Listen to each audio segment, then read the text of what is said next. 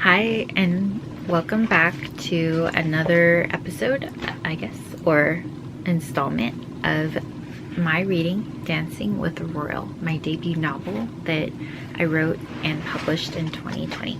Today we are reading chapter 6 from David's point of view, and this one is pretty short. David's own body was running on fumes. How long had he been awake?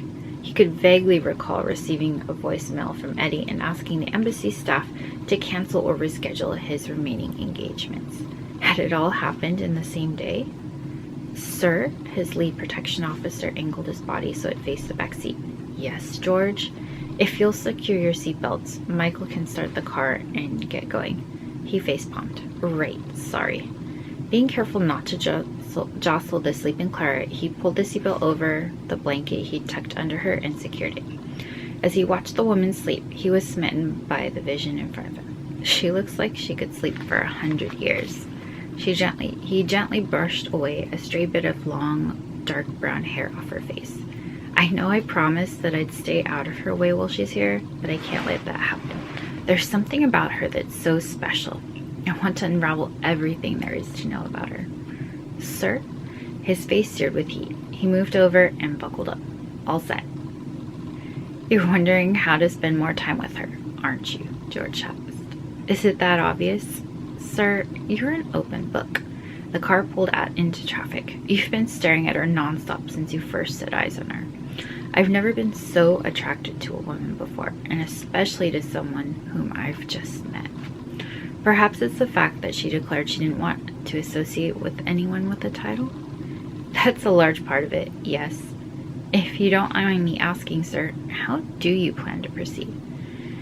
He's still a military man at heart.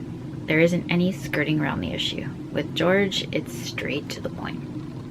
I'm crossing my fingers that Dr. Evans can put in a good word for me. He scratched his forehead.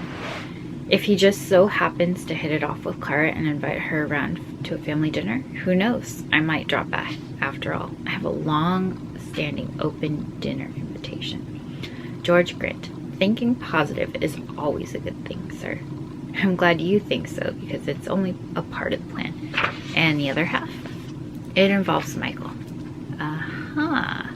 The driver, who had been silent but following the conversation, now chuckled. Like George, Michael had also served in the household cavalry with David. And what's my assignment for the next few days going to be? He glanced over at Clara's sleeping form. Clara is a first-time visitor to London. She's going to need transportation around the city, and there's no better way to travel than by private car with a driver who knows the city intimately. Michael laughed. He seemed to have thought just about everything through. It comes with the territory of having gone through Oxford and Sandhurst, David said smugly. Actually, I think there's one detail Leeds may have overlooked, George grinned. What's that? David asked. What are you going to tell your mother? George deadpanned. He groaned. How could I forget about Mum? Who knows what she'll do if she picks up any inclination about my interest in Clara. Your mother has the nose of a bloodhound, she does. Good luck trying to keep it as a secret. George looked into the rearview mirror from his position in the passenger seat. Sir, George is right about that, Michael said. If the Princess Royal has it her way, she'll be planning your wedding before the end of the year. Perhaps you can get your uncle on your side for reinforcement. His mother would do anything to see him settle down and become a married man. The only person who had any measure of control over her was his Uncle Reg. Michael was right. He needed his help. Could I have found the person who wants to know me and not a prince?